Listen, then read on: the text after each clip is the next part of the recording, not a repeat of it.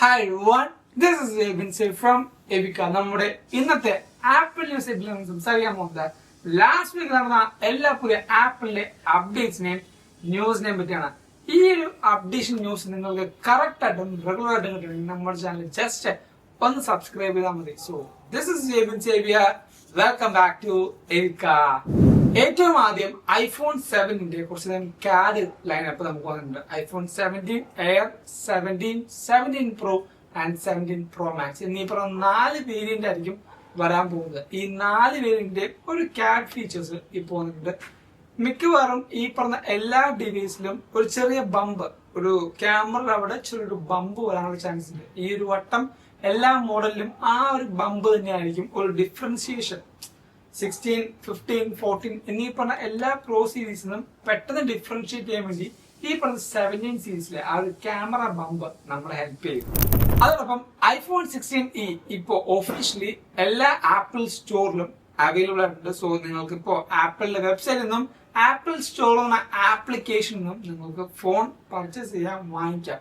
ഈ ഒരു device launch ചെയ്തപ്പോൾ കുറച്ചധികം കോൺട്രവേഴ്സീസ് ഉണ്ടായിരുന്നു. അതിൽ ഏറ്റവും വലുതായിരുന്നു മാക്സേഫ് ആപ്പിൾ എടുത്ത് മാറ്റി എന്ന് പറയുന്നത്. ഇപ്പോ അതിന് ആപ്പിൾ ഒരു തിരിച്ച് ഒരു റെസ്പോണ്ട് തന്നിട്ടുണ്ട്.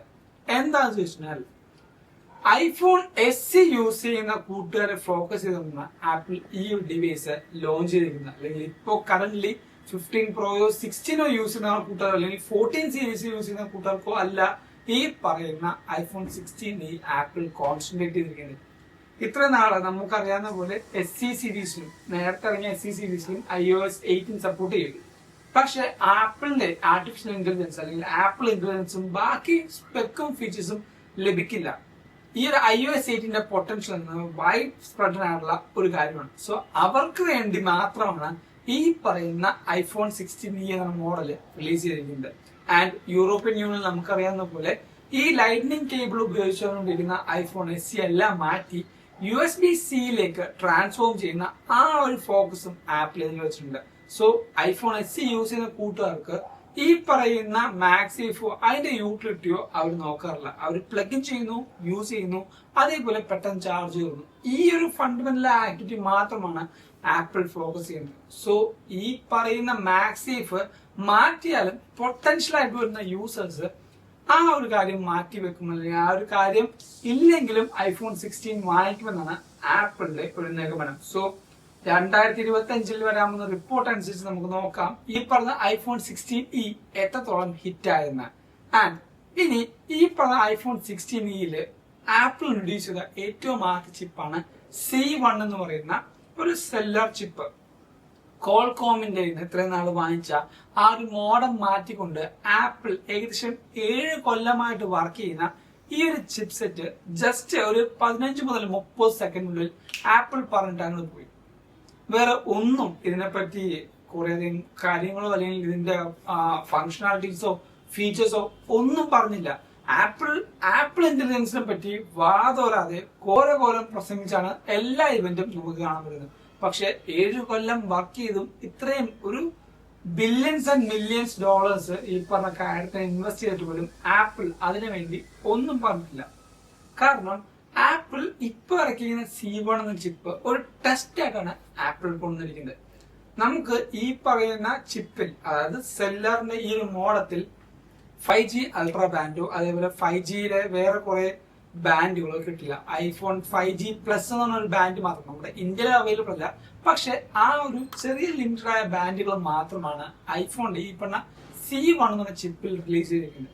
ഇത് മോർ ഓവർ യൂസ് ചെയ്യുന്നത് കുറച്ചുകൂടെ ബാറ്ററി ഹെൽത്ത് പ്രിസർവ് ചെയ്യാൻ വേണ്ടിയാണ്. ക്വാൾകോം യൂസ് ചെയ്യുമ്പോൾ നമുക്ക് ഈ പറഞ്ഞ സ്പീഡ് വലിയ മാറ്റമായിട്ട് നമുക്ക് ഫീൽ ചെയ്യില്ല. 5G 4G എന്നീ പറഞ്ഞ ഫാസ്റ്റ് ആയിട്ടുള്ള ആ ഒരു ഡാറ്റ എക്സ്പീരിയൻസ് അല്ല ആപ്പിൾ ഇതിൽ ഉദ്ദേശിക്കുന്നത്.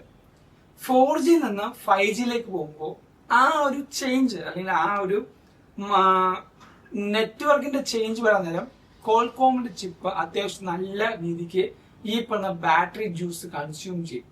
ആ ഒരു ചേഞ്ച് കുറക്കാൻ വേണ്ടി, ആ ഒരു ചേഞ്ച് സംഭവിക്കുന്ന സമയത്തുള്ള ബാറ്ററി കൺസപ്ഷൻ കുറക്കാൻ വേണ്ടിയാണ് ആപ്പിളിന്റെ തന്നെ സ്വന്തം സിൽക്കൻ ആയിട്ടുള്ള C1 ഇൻട്രൊഡ്യൂസ് ചെയ്യുന്നത്. സോ ഇപ്പോ കറന്റ്ലി ആപ്പിൾ ഒരു ടെസ്റ്റ് ആയിട്ടാണ് ആപ്പിൾ ഈ ഒരു ചിപ്പ് റിലീസ് ചെയ്യുന്നത്. 17 സീരീസിലെ മൊത്തമായിട്ട് ഈ ഒരു സെയിം ചിപ്പ് സെറ്റ് എന്ന് വരും. സോ ഇനി വരാൻ പോകുന്ന ഈ ഒരു ചിപ്സെറ്റിൽ എങ്ങനെയാണ് അതിന്റെ പ്രവർത്തനം, എങ്ങനെയാണ് അതിന്റെ റെസ്പോൺസ്, അതിന്റെ ഫീച്ചേഴ്സ് എങ്ങനെയാണ്, ആപ്പിൾ ഉദ്ദേശിച്ച പോലെ പൊട്ടൻഷ്യൽ കിട്ടുന്നുണ്ടോ, എല്ലാം അറിഞ്ഞിട്ടായിരിക്കും ഈ പറഞ്ഞ 17 സീരീസിലേക്ക്, അതും ഇനി രണ്ടാമത് C2 എന്നുള്ള ചിപ്സെറ്റ് പ്രിപ്പയർ ചെയ്തുകൊണ്ടിരിക്കുകയാണ് നമുക്ക് റിപ്പോർട്ട്. സോ ആ ഒരു ചിപ്സെറ്റിൽ കുറേയധികം പുതിയ ഫീച്ചേഴ്സും കൂടെ ഇൻട്രൊഡ്യൂസ് ചെയ്യാൻ വേണ്ടിയായിരിക്കും ആപ്പിൾ ഈ പറഞ്ഞ 7 കൊല്ലത്തെ വർക്കും സെവറൽ ഓഫ് ബില്യൺ ഡോളേഴ്സും ആപ്പിൾ ഒരു 20 സെക്കൻഡിനുള്ളിൽ പറഞ്ഞു ചേർത്തത്. അടുത്ത ന്യൂസ് എന്ന് പറയുന്നത് ഫോണിൽ എഡിറ്റ് ചെയ്യുന്ന കൂട്ടുകാർക്ക് ഇത് അടിപൊളി ഫീച്ചർ തന്നെയായിരിക്കും. കാരണം അഡോബിന്റെ ഫോട്ടോഷോപ്പ് എന്ന ആപ്പ് ഇപ്പോൾ ഐഫോണിൽ ഒഫീഷ്യൽ ലോഞ്ച് ആയിട്ട്. സോ നിങ്ങൾക്ക് ആപ്പിൾ സ്റ്റോറിൽ കയറി കഴിഞ്ഞിട്ട് ഈ പറഞ്ഞ ആപ്ലിക്കേഷൻ ഇൻസ്റ്റാൾ ചെയ്യാം. ഇത് പെയ്ഡ് ആപ്പാണ്. ഓഫ് കോഴ്സ് നമുക്കറിയാവുന്ന അഡോബിന്റെ ഈ പറഞ്ഞ മെമ്പർഷിപ്പ് ഉണ്ടെങ്കിൽ നിങ്ങൾക്ക് അതിന്റെ ഫുൾ ഫീച്ചേഴ്സ് അൺലോക്ക് ചെയ്യാൻ പറ്റും. അല്ലെങ്കിൽ നിങ്ങൾക്ക് കുറച്ചധികം ഫ്രീ ആയിട്ട് ലഭിക്കുന്ന കുറച്ചധികം ഓപ്ഷൻസ് ഉണ്ട്. ആ ഒരു ഓപ്ഷൻസ് നിങ്ങൾക്ക് യൂസ് ചെയ്യാം. സോ ഈ പറഞ്ഞ ഫോണിൽ തന്നെ ലൈറ്റ് റൂം വെച്ച് എഡിറ്റ് ചെയ്യുന്ന കുറേയധികം അടിപൊളിയായ ആൾക്കാരുണ്ട്. സോ കുറച്ചും കൂടെ സഫിസ്റ്റിക്കേറ്റഡ് ആയിട്ട് നിങ്ങൾക്ക് വർക്ക് ചെയ്യണം, അല്ലെങ്കിൽ കുറേയധികം കാര്യങ്ങൾക്ക് നിങ്ങൾക്ക് യൂസ് ചെയ്യുന്നതാണെങ്കിൽ ഫോണിൽ തന്നെ ഫോട്ടോഷോപ്പ് യൂസ് ചെയ്യുക. അതേ സെയിം ഫോണിൽ തന്നെ ലൈറ്റ് റൂമിൽ എഡിറ്റ് ചെയ്യുകയാണെങ്കിൽ കുറച്ചും കൂടെ ഇംപ്രൂവ് അല്ലെങ്കിൽ മെച്ചപ്പെട്ട ഫോട്ടോ റിസൾട്ടുകൾ നിങ്ങൾക്ക് കിട്ടും. സോ ആ ഒരു ആപ്ലിക്കേഷനും ഇപ്പോൾ ആപ്പ് സ്റ്റോറിൽ അവൈലബിൾ ആകുന്നുണ്ട്. അടുത്തൊരു ന്യൂസ് എന്ന് പറയുന്നത് iOS 19 വരുമ്പോൾ എല്ലാ ആപ്പ് ഐക്കണും റൗണ്ട് ഷേപ്പ് ആവും എന്ന് പറഞ്ഞിരുന്നു. പക്ഷെ iOS 18 വന്നപ്പോഴും ഈ സെയിം റൂമർ നമ്മൾ കേട്ടതാണ്. ഞാൻ ഉൾപ്പെടെ അത് പറഞ്ഞാണ്. വിഷൻ OSന്റെ ആ ഒരു സെയിം റൗണ്ട് ഐക്കണിലേക്ക് മാറുമെന്ന് ഈ പറഞ്ഞ iOS 19 ലീക്ക് വന്നിട്ടുണ്ട്. സോ അങ്ങനെ വരികയാണെങ്കിൽ ഇപ്പൊ കാണുന്ന ആ ഒരു കൊല്ലങ്ങളോളം കണ്ടുവന്നിരുന്ന ആ ഒരു ആപ്പ് ഐക്കണ് വരെ ഒരു റൗണ്ട് ഷേപ്പ് ആപ്പ് ഐക്കണിലേക്ക് മാറാനുള്ള ചാൻസ് ഉണ്ട്. അടുത്തൊരു ന്യൂസ് എന്ന് പറയുന്നത് യുകെയിലുള്ള കൂട്ടുകാർക്ക് ഒരു സന്തോഷ വാർത്ത ഉണ്ട്. ആപ്പിൾ എയർപോർട്ട് പ്രോ യൂസ് ചെയ്യുന്ന കൂട്ടുകാർക്ക് ഹിയറിംഗ് എയ്ഡിന്റെ ഓപ്ഷൻ ഇപ്പോൾ അവിടെ അവൈലബിൾ ആയിട്ടുണ്ട്. നമുക്കറിയാം ഹിയറിംഗ് എയ്ഡ് ഒരിക്കലും റീപ്ലേസ് ചെയ്യാൻ പറ്റില്ല. പക്ഷെ ഏതെങ്കിലും ഒരു സാഹചര്യത്തിൽ എയർപോർട്ട്സ് യൂസ് ചെയ്യുന്നുണ്ട് ഈ ഒരു ഹിയറിംഗ് എയ്ഡിന്റെ ഫങ്ഷനാലിറ്റീസ് അത് യൂസ് ചെയ്യുന്ന കൂട്ടുകാർക്ക് കുറച്ചധികം ഉപകാരപ്പെടും. സോ ഈ ഒരു വീഡിയോയിലെ ന്യൂസ് കുറെ പേർക്കും ഹെൽപ്ഫുൾ ആവുമെന്ന് ഞാൻ വിശ്വസിക്കുന്നുണ്ട്. സോ ഇതേയുള്ള അടിപൊളി ന്യൂസുകൾ അറിയാനായിട്ട് എന്തായാലും ഫോളോ ചെയ്യുക, സബ്സ്ക്രൈബ് ചെയ്യുക, കുറേയധികം കൂട്ടുകാർക്ക് ഷെയർ കൊടുക്കുക. ഈ ഒരു വീഡിയോയിൽ നിങ്ങൾ അറിഞ്ഞ എല്ലാ പുതിയ ന്യൂസുകളും റെഗുലർ ആയിട്ട് നിങ്ങൾക്ക് കിട്ടും. സോ ഇതേയുള്ള അടിപൊളി അപ്ഡേറ്റ്സ് ആയിട്ട് കാത്തിരിക്കുക. ആൻഡ് നിങ്ങൾക്ക് ഇൻസ്റ്റാഗ്രാമിൽ കൂടെയും ഫേസ്ബുക്കിൽ കൂടെയും നമ്മളെ ഫോളോ ചെയ്യാം. ലിങ്ക് ഞാൻ നമ്മുടെ ഡിസ്ക്രിപ്ഷൻ ബോക്സിൽ കൊടുത്തേക്കാം. And thank you so much for watching this video. This is Yevin Xavier, signing from Erica.